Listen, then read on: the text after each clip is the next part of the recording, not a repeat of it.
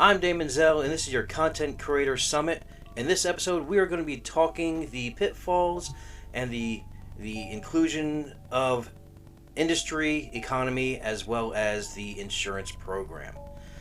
Joining me today, we have Baked, the Big Skillet, Gengar, Gicaforte, we have Muse, and we also have Scipio today. Now, being new to the talks, Baked and Muse, I want you guys to go ahead and tell us how you guys got involved in content creation for Echoes.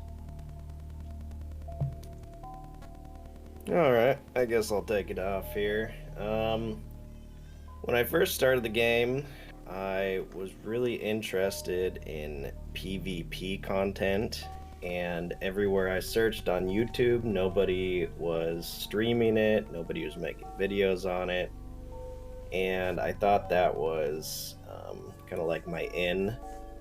So I bought the most expensive Condor 2 I could afford with the best possible rigs, which were T1 at the time. And I went out and recorded myself killing the best ships out there, Caracal Navies and Cyclones, and just this very expensive, cheap Condor 2, if that makes sense. And it just kind of skyrocketed from there. Everybody enjoyed loving a small ship killing big things, and yeah. And now you are, as where you are today, killing basically everything that comes across your path. Yeah, pretty much. I like the rush that goes along with PvP. I like doing it with all my buddies and my corp. I like doing it solo, gate camping. There's so many different kinds of PvP out there that you can really, with PvE you get kind of bored sometimes doing the same mission. But if I get bored solo PvPing, I'll go out with my buddies in PvP, or I'll solo gate camp. There's just so much more to do in PvP, in my opinion, than the PvE content that they have right now. Awesome. And Muse, how did you get involved in content creation? It's very interesting that I joined the T as a very kind of junior player, and I sometimes record my screen to ask my friends in the corp to help me correction my operation of the ship.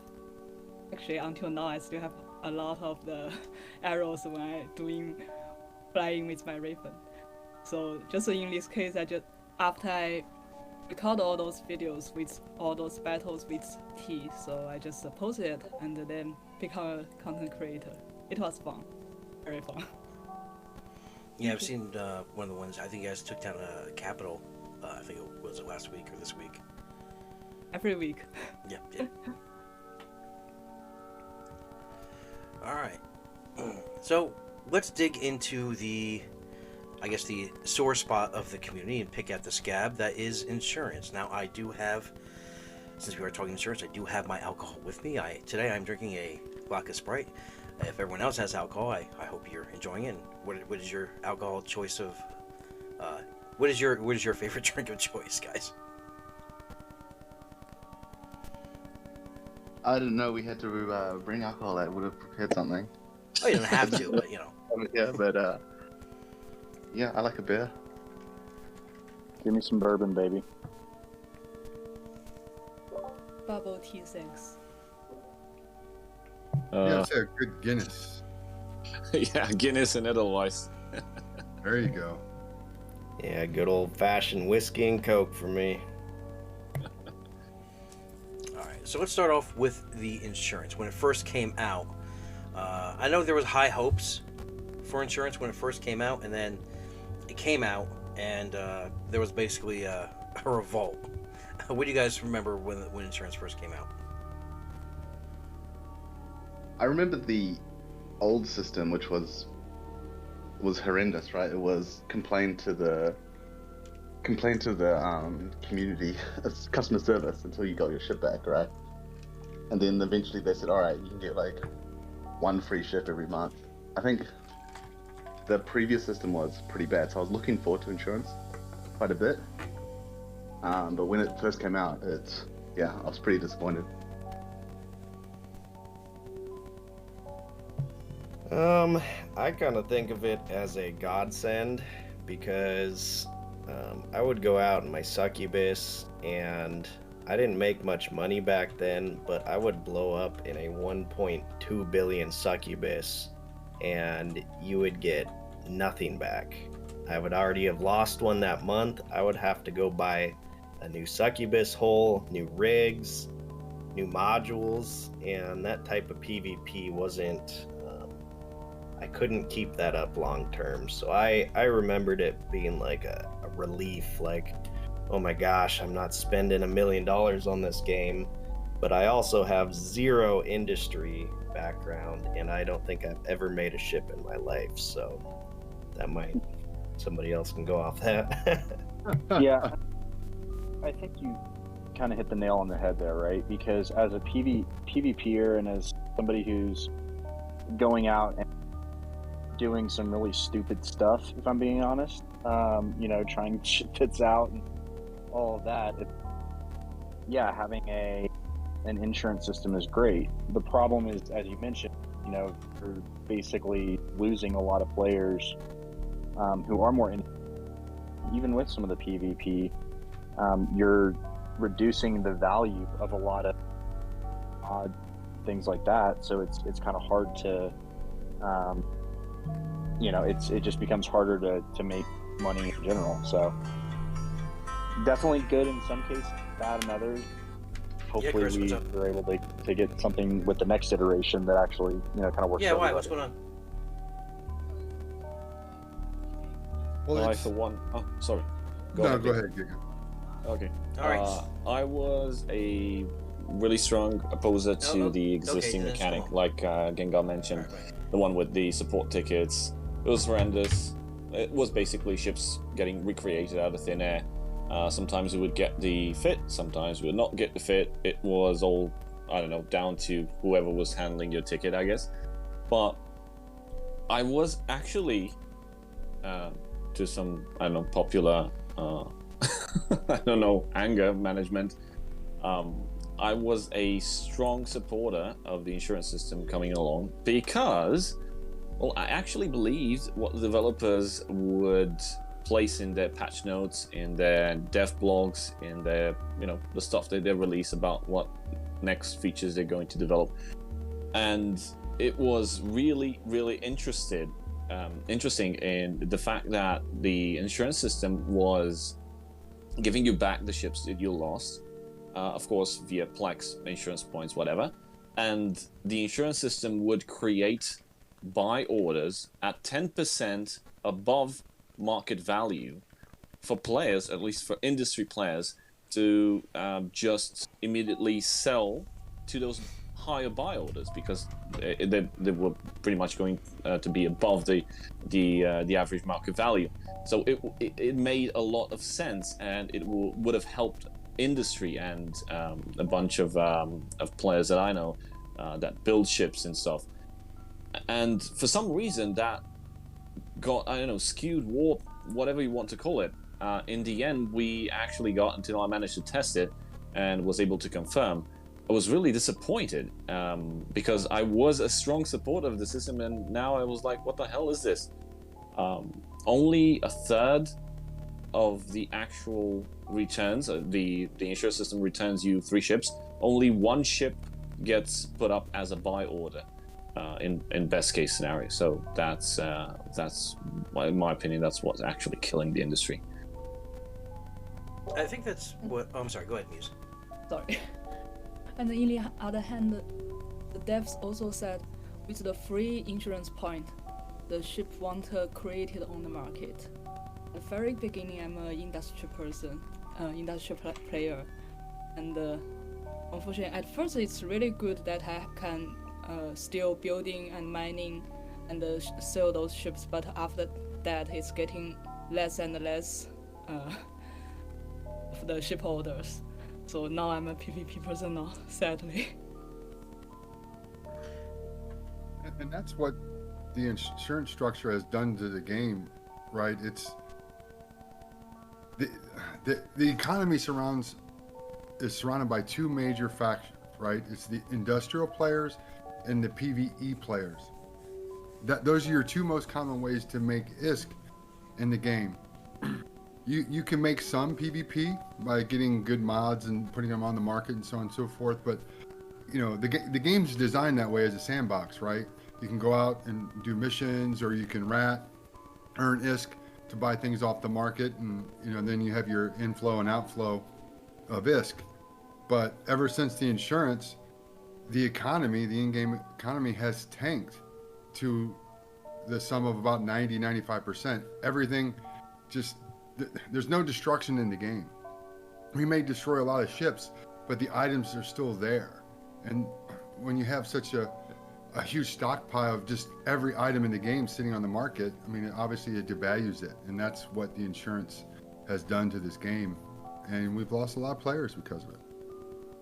Yeah, I initially thought when it first came out it was going to make industry thrive.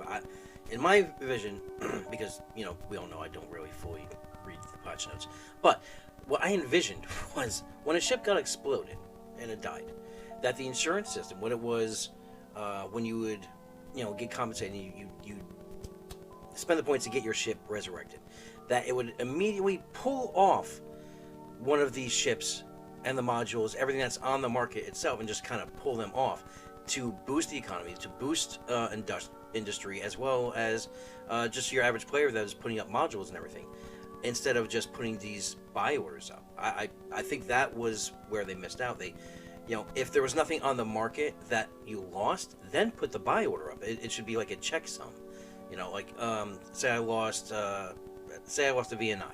Well, it would then go, when I resurrect it, it would look at the market. Okay, this is pull off the top VNI sale, and boom, you know, it maybe like make a set price, like a baseline.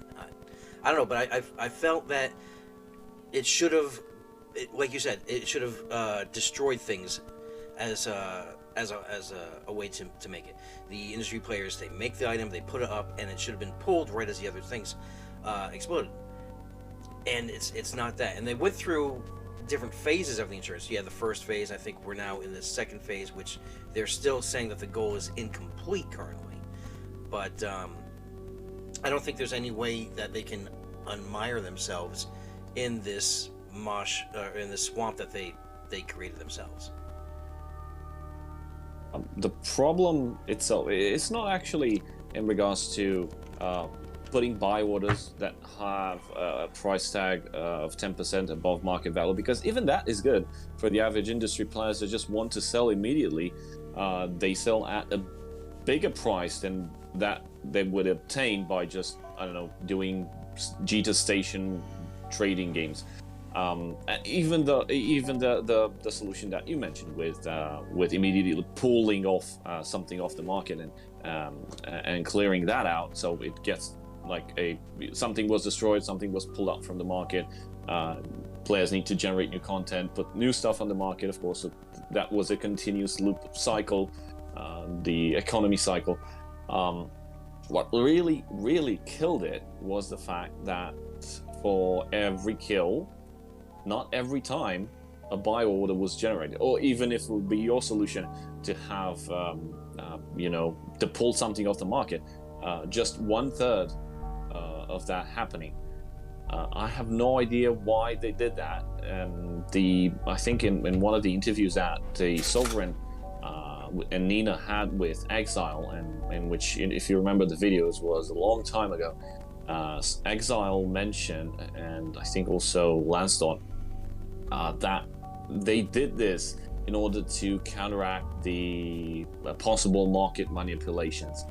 But I don't think they understood completely how the sandbox works, and market manipulations are part of the game, that's correct, and it should serve that purpose. But the fact that they create this pool, this is the most absurd and obscure and obtuse mechanic. They create a pool in which whatever you put up front as insurance points gets dumped into that pool, converted into Plex, and then converted into ISK, and then I don't know, grab items from the market or put up buy orders. But this pool needs to correspond to something that has value on the market. That's why if there's no item on the market for whatever you lost, then the item cannot be insured, correct? So they did this in order to avoid market manipulation and players actually benefiting, I don't know, from dropping insurance like for Daemonxel 2 to just 100 million. They could have done that. But all in all, by doing this, they circumvented an important mechanic and aspect of the game, which is just as you mentioned, item destruction. There's no item destruction. Just a third of the items that are destroyed are completely destroyed, and they need to be replenished due to the market orders. And we still have no clear picture of what happens with those buy orders that sit there on the market and don't get fulfilled. Do the system I don't know, puts them back again after 6, 7, 8, 30 days? Because what happens is also that the estimated market value gets changed every week, and that's also a bad thing. I suggested some time ago, I think even from the beginning of the game, when I saw that the estimated market values were being updated once a week. Why? Just create a goddamn mechanic that does this every, I don't know, midnight, and constantly updates the average market value for any given item. You end up with insane situations in which, of course, the pool piles up for your insurance points and gives you a total value of, I don't know, 500 million ISK, and the estimated market value for those items is now 300 million ISK, because during the time span of 1 week, the prices changed, and for some reason it doesn't match anymore, or even worse, the estimated market value is higher of which what you lost. And then what happens then? You should get a partial fit, and this is what they actually fixed with that. But it's dumb. It's a dumb fix. So if the price goes up, like the insurance pool that you have, let's say a 500 million ISK, will not correspond to the entire ship and fit that you lost, which currently shows up on the market as 1 billion. Okay, so definitely you won't be able to put buy orders for that because the insurance pool is not enough. So it'll wait and it'll wait, and then I don't know, sometimes later down this month it's going to put a buy order, but the event is already passed. There's no actually reason for that to happen. The event was consumed. You already got your ship back. You've already probably lost it twice already again. What are we talking about here? So, I think the reason that NetEase decided not to create a buy order for every loss is to balance the fact that we're only paying a fraction for the ship to get it back. So like we could lose 3 Daemonxel 2s, and with the insurance system, if they created a buy order for every loss, there'd be 3 Daemonxel 2s in the market, and we've only paid 90% of the price of a single Daemonxel 2. So I think that's probably the main reason why they don't do one-to-one buy orders. But it just begs the question, like, why do we have this super convoluted system when we could just use ISK, right? Like in EVE Online. And I mean, there are some issues with using ISK because, like, if minerals swing low, you can do insurance fraud. But I think overall, the system would be much better and it would be buying directly from the players rather than from the game generated buy orders. You know, it would be an actual free market. Yeah, but in any situation, you're going to have the ability to have insurance fraud. Whether it's ISK, whether it's this IP, it's inevitable. It's just going to be the nature of it. When you have a rolling, the value of items when they update the market every week, it feels like a rolling average. I don't know if it's a rolling average, 4-week average, 6-week average, but it's obviously not truly updated based on a shorter time frame, because you see the values are still holding relatively steady in relation to what the real value is on the market. To me, I find it kind of, the audacity of NetEase and this new development team that they admitted have never handled a game like this before, to thought they had the knowledge and the expertise to be able to go off track from how EVE Online has been for 18 years, do their own thing, along with these balance updates and so on and so forth, that They thought that they can handle it and it would be okay. And they made a grave mistake that's cost us probably 80% of our player base over the last 12 months is gone due to this. Well, what if they did give us ISK and we had to go to Jita and buy a new ship? Is there even enough industry players to keep up with that kind of demand? Because the last 3 ships I bought haven't been on the market. It's like nobody wants to make them or something, but I've had to go through contracts or even the Discord and have somebody make it for me. But if that ship was on the market, I would have bought it off the market right off the bat. But That's let's say a direct consequence. 100 people Yeah, need Daemonxes. We're not going to be able to fill that demand, and nobody will. Right, but that's, you're talking like a chicken and the egg thing right now. I mean, the reason there is not a lot of ships on the market right now is because there really is no industry currently right now because of the insurance problem. If they went with, say, the whole ISK refund right off the bat, that might have supplemented this issue, and there would be ships on the market. So it's really kind of like, how should you handle this? But then again, with the whole insurance front, like myself, I know.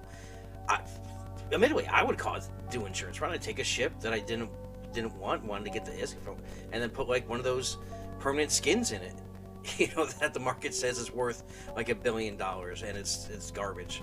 But you throw that in there, kill the ship, and then boom, instant payday. Yeah, I don't think it would reimburse you for anything in your cargo hold, just anything attached to your ship. But you're right, there will be opportunities to like manipulate the system, but I think it's definitely the lesser of 2 evils, and definitely better than the current system, that's for sure. Yeah, it's almost too late now. Having been in the biggest, Trimark was the biggest industrial alliance in the game. May technically still be, maybe not, but we had 2,500 people in the alliance to start, real players that wanted to play the game specifically for the insurance or the industrial aspect of the game. Now we're below 500, and I don't know how many of those people are actually playing. I mean, the setup is chased away so many players that wanted to play a sandbox game because they could build stuff and sell it. They enjoy that. Muse, what do you think? I think there is also another reason that no one put the ships on the market. Since I'm also still building some small ships, and it's actually, if I'm mining myself and build the ship,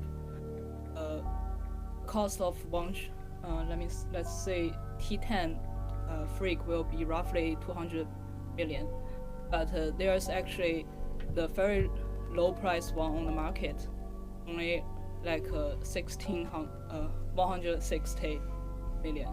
It's actually not worth for me to build a ship, bring to the market, and sell it on Jita. I can just leave it on the low side and see if anyone in my corp want that. So you're trying to say there's just little to no profit bringing it to Jita then? Yeah, and possibly there's too much people using those something that they bought in the mining ships and getting a lot very low price auros that they can build their ship in a very fast way and a very cheap cost. Well, I think it's that, and it's also, and I talked about this in a video that I made about insurance, but it's supply and demand, right? The demand is so low right now because once you buy that succubus, big you were talking about, if I have, if I go and lose that, I'm only still, paying insurance. I'm not having to go out and buy a succubus. So because that's not being filled, or it's not being filled at full rate, it's depressing demand, and that's what we're really seeing. I mean, also I think Daemonxel, you were the one who mentioned just a minute ago, like, we don't know what happened with the buy order sit there never filled, right? Like, there's no reason to go fill those. So essentially we're still just creating ships out of, there's a buy order in place. So And that goes back to the whole not destruction thing. It's once you have the ship, you basically have it forever as long as you have the Plex to cover the insurance points. Like I can have one of every ship and then never have to buy another ship again. Well, unless I don't want to move the ship, but but that's how it goes. I mean, with insurance, and it's not like it's destroying the ships. It's the insurance that just took over the automated phase of having the customer service department resurrect your ship from you blacking out or disconnecting or whatever. It doesn't really do anything with the whole supply. So you would get the ship, nothing would be removed from the market itself. So I think we've beat to death the problem, right? There's a lot going on. But I mean, what do you guys think? Muse, I'm really interested to hear your perspective. You, Skillet, as the two kind of industry folks here.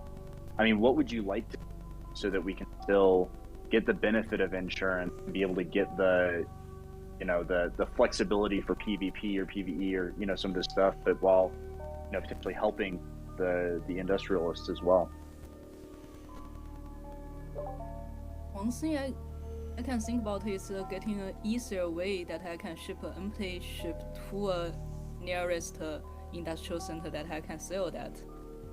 And the other thing is really want to be worth it to building those ships. Sometimes I put a ship in a market for 2 months and no one buy that. Well, if they brought in the jump freighters like they had in EVE Online, I was expecting those when capitals dropped.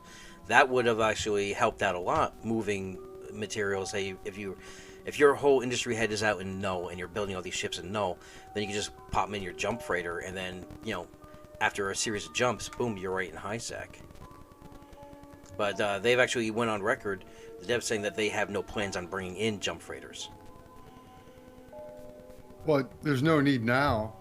I mean, until the insurance system, I think Gengar said it earlier, or maybe it was Gica, until it's a 1-to-1, I lose a ship and I have to go, and it's fulfilled by an order on the market that was created by, from an item that was put on the market by a human being. It's just going to continue to get worse. This discount they're using, it's just not a good idea. It's got to be, they've cut industry out with this insurance program. And the only way to bring it back is it's got to be a 1-to-1. If a ship dies, it's got to be replaced from something on the market that an actual player put on the market. That's the only way it's ever going to fix it. And we need destruction of items from a kill mail. Somebody loses their ship, a third of their items from that ship need to be destroyed to get rid of the surplus of items. True. See, I think that would be a great thing right there, too. Like you said, and if there's no ships on the market, that's when the system should then, okay, you know what? Let's look at the let's see the average market value of these ships, the estimated value.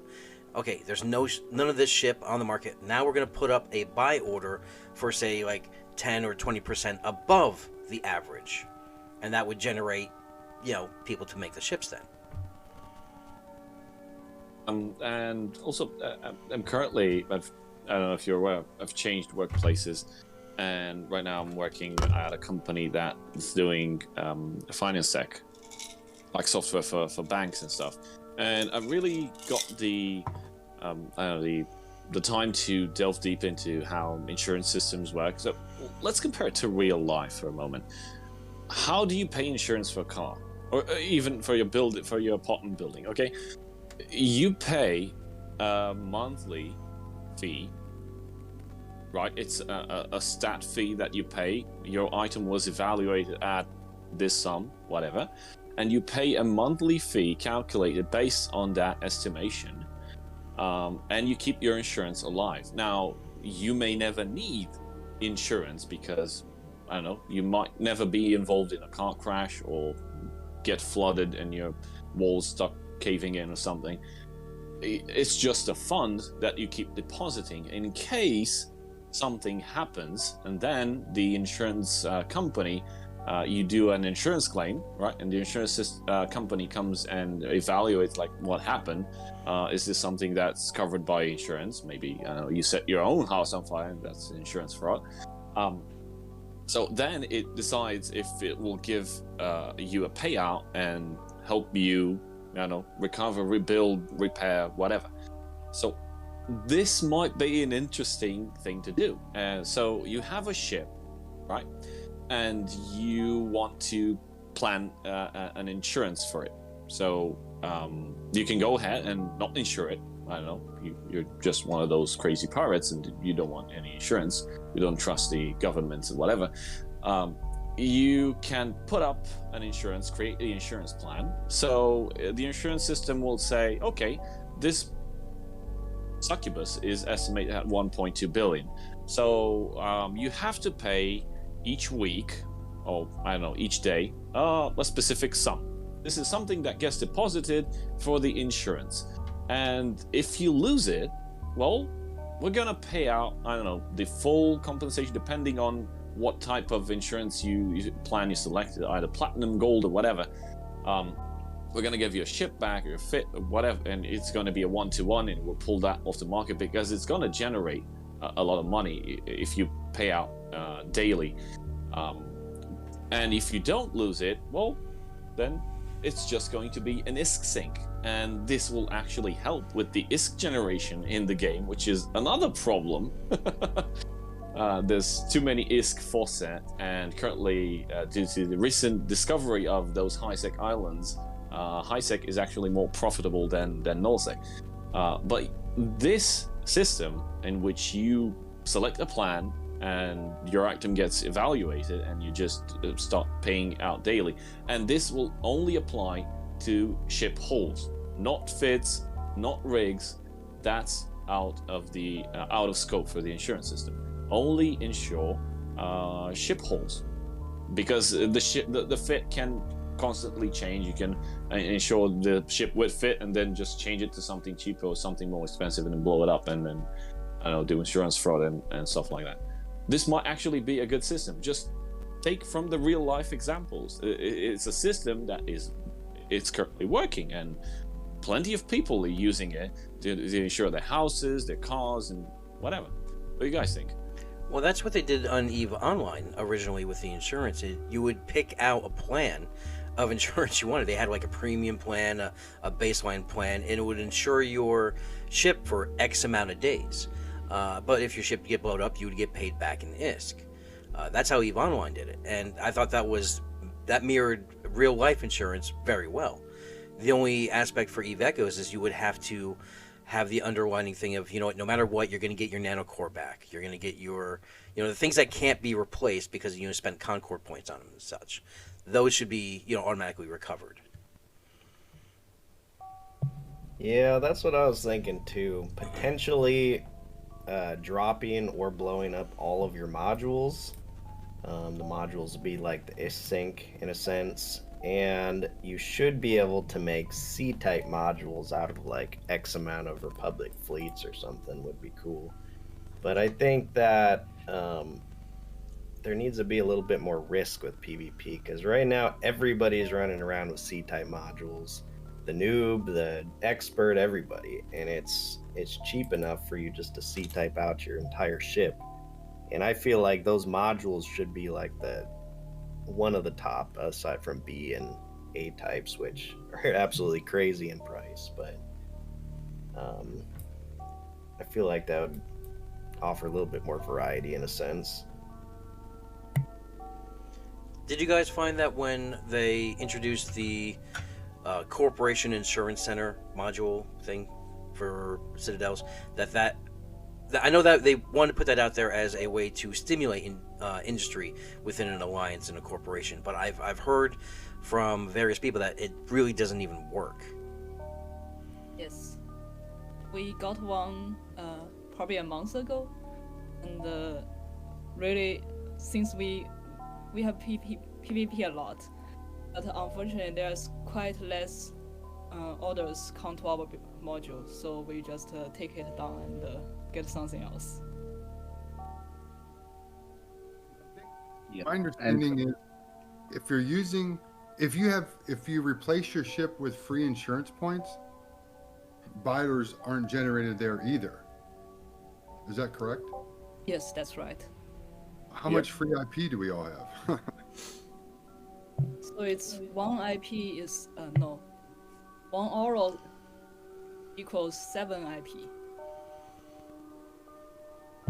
Other than just like the packs that have been including it, I've never actually bought just raw IP, and all my guys have 10 to 20k IP, but those are from like the level up packs and stuff. Yeah, I was gonna say, it depends on how they're defining free IP, right? Because if it's the like, they had the buy a, you get 50 plex or whatever it was, and then like, you know, 1,000 IP, if they're counting that as free IP. I mean, I think a lot of people probably have 15 to 20 IP that's quote unquote free and will never generate a buy order. I mean, I've never bought IP, and I have 3 characters with over 50,000 IP, and I've never straight bought IP. I never needed to, between the packs and mainly the Concord Pass and the event. Don't forget that event that's still going on. The one if you get credit for paying for your monthly subscription. The growth fund. The growth fund, yes. That's where so much of the IP came from. For me, there's no need to actually use Plex to buy insurance. I still have 1 year of Omega combo from that stupid event. yeah, I'm good through about August, September of this year. And because of it, I mean, go back and look at how much IP you got from that. And that's having a direct impact on buy orders from the insurance system. I mean, they just really dropped the ball. I don't know how they recover from it, to be frankly honest. I just don't know. I think most players have actually just given up on it and just accepted. I mean, there's been protests. Yeah, that whole burn Jita thing. That, I mean, the devs have tried to untangle themselves, but right now I think they're just kind of just letting it lie and just trying to find other avenues to stimulate industry and economy as well. I mean, like, if you just look at the roadmap now, it looks like there's a lot of dedication going towards industry. You have the Rorqual coming out, you have the Orca and the Noctis coming out, you have the new industrial modules, capital miners, you're going to get the Foreman links coming out, and you're going to get the tractor beams. So I think they're trying to put a step in the right direction in trying to focus a little bit more on industry and build that part of the game back up from how they got decimated. Yeah, but I say what they're doing is actually going to have a negative effect. Yeah. Like, the game doesn't need more industrial stuff, bigger ships, better ships. That's actually going to make the situation worse, because now we're going to have more influx of minerals and so on and so forth. But the economy still, it has to be the insurance. It all starts and stops there. If they keep the insurance as it is, it doesn't matter what else they do. It is the problem. Sorry, go ahead. They're trying to apply, you can see it in all the patch notes, a lot of like band-aid solutions, right? And I even think this sort of ship lending program was an attempt to stimulate some shipbuilding, because I think some shipbuilding did happen through that. But like, ultimately, like, they need to completely revamp the insurance, because like, fundamentally there's a demand problem. Like, eventually everyone's going to have the ship that they wanted to fly, and no one's going to want to buy more ships, because they'll just, whenever they lose it, they'll just get it back through insurance. And with nanocores, you're forced to use insurance, right? Because if you don't use insurance, you'll never see that nanocore again.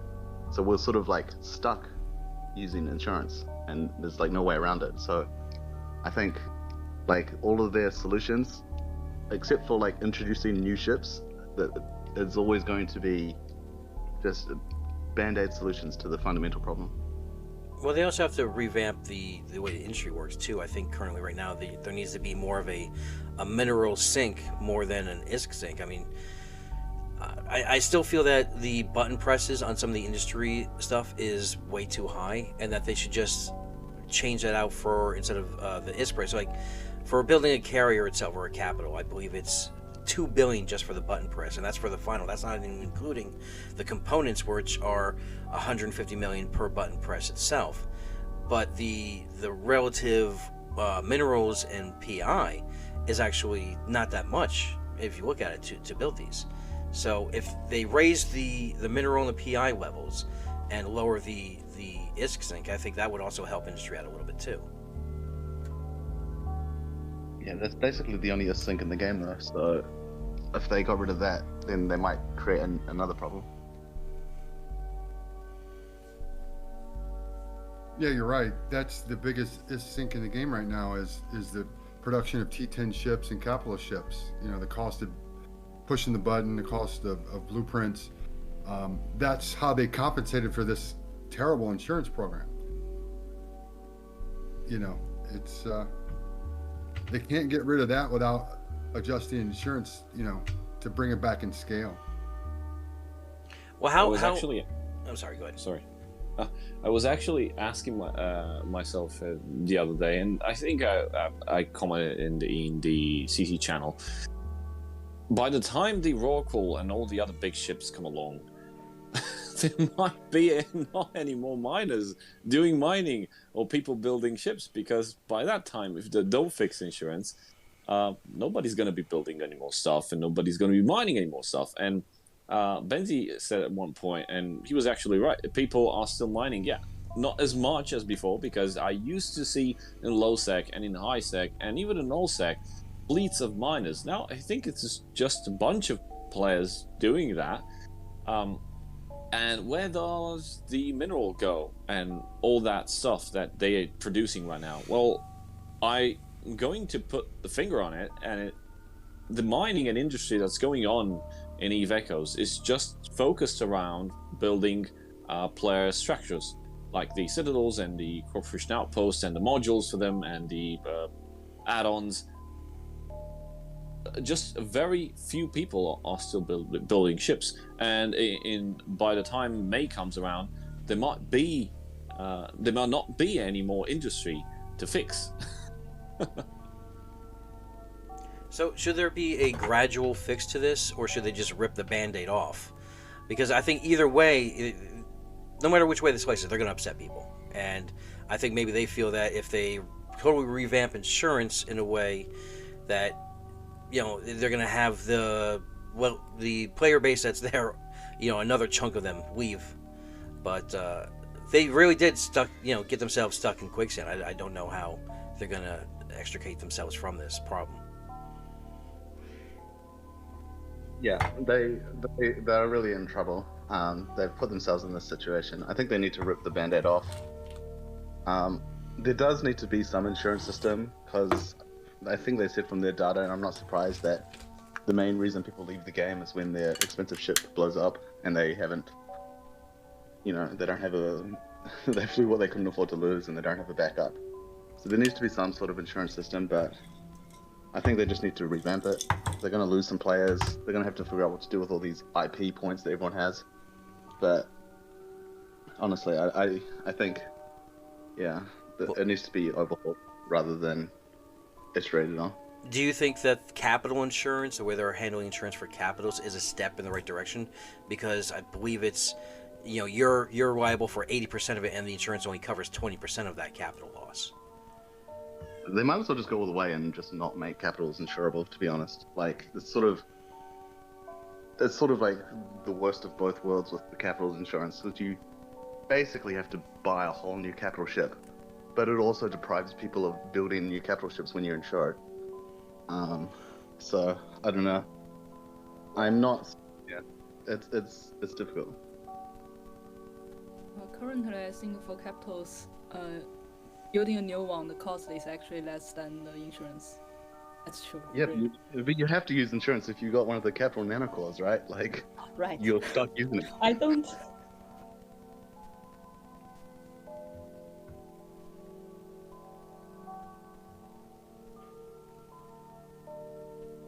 We're all sad then. It's a very peaceful, quiet moment there. And insurance died. But yeah, like, I don't know how they're going to fix it. They have to do something to bring the player base back, to, you know, just get people wanting to jump into industry or anything else to stimulate the economy and the market itself. And I, for one, am in favor of the whole ISK payout instead of the hull. I know they decided they wanted to, give the hulls. If I remember, their announcement was, it's so you can get right back into the action again. Yeah. But, I mean, I know that the current system, like a lot of people are happy with like the convenience of it, right? You can just push the button, wait 12 hours, and fly again without having to like go back to the market and buy a bunch of stuff. But I think like if they want to have an option, like a Plex option where you can just get everything back, have it so that it's not cost effective. Like make it so that, okay, if a whale wants to get his ship back and fly his or her ship back and fly like straight away, they can pay Plex, but it's like definitely not cost effective. Like you can't implement this like alliance wide, right? Think of big scale combat. Sorry, Daemonxel. Think of what has happened in EVE Online in this past year. So there was this big war, like with the CFC, with the goons and all that. Goons, Triumvirate, yeah. Exactly. And what was the war about, and how was the war solved? Well, it was solved by the most alliance being able to capitalize on the most resources, because this is excluding the insurance system completely. In alliance warfare and big alliances clashing together, it all comes down to who has the biggest resources in terms of who has the most immediate capabilities of building ships and providing them to pilots to get back into battle, right? So we're talking about 3,000 players clashing against another 3,000 players, and they're clashing for days on end, and whoever has the capability to replenish ships by building them and giving them and fits and all that, that alliance wins the war. But currently with the insurance system, this takes this whole thing of industry participating in alliance warfare out of context, because people just click the button, they get back their ship 12 hours, they just need like 5 ships to cycle between, and that's the war. And I don't know, whoever wins the war is, I guess, whoever manages to blow the other person's citadel. It's kind of like capture the flag, which is dumb. Yeah, like right now you get your ship back. There is no exhaustion of resources currently right now. And I remember back in EVE Online, they changed the layout of how minerals worked in moon mining, and they just completely up, and it threw nullsec in a complete upheaval and a race to take over, the new rich areas. And I think they should really just do something like that in this game right now, and just kind of just rip that band-aid off and be like, this is how it's going to go from this point on, and players will learn to adjust.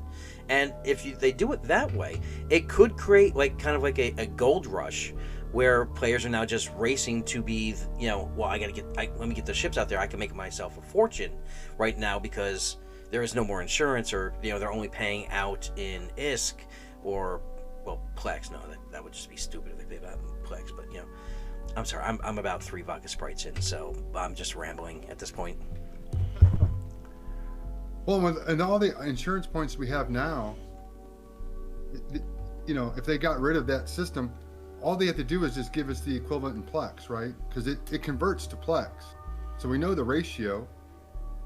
Give me the Plex and or the ISK equivalent of the Plex, and then we can start fresh with the the ISK-based structure.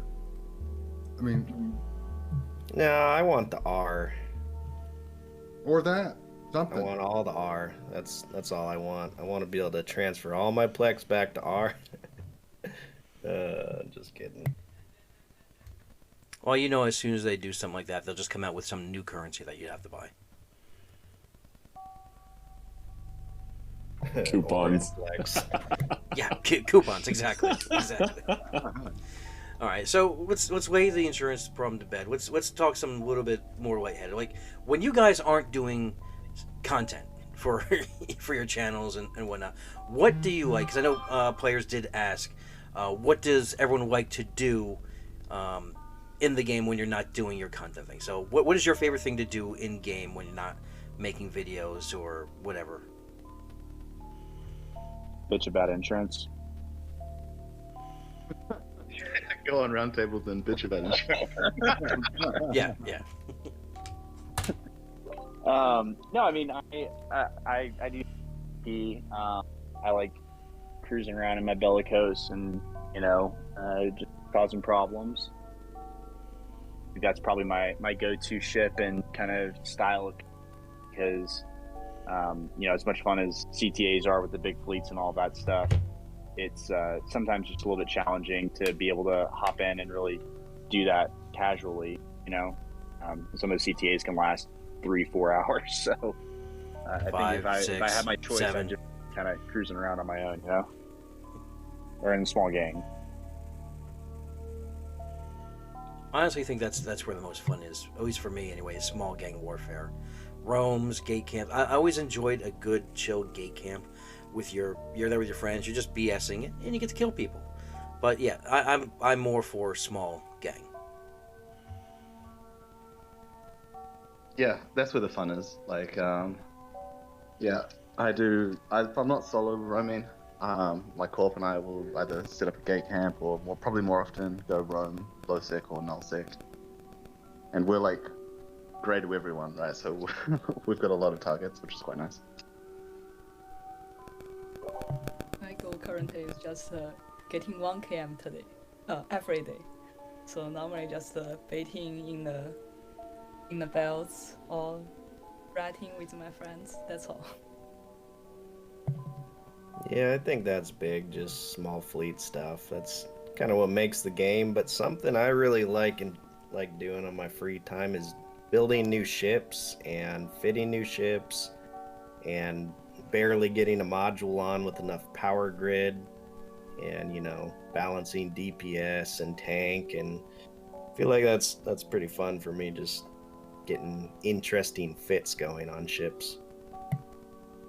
I really enjoy doing exploration off camera and solo PvP in my Arbitrator 2 co-ops.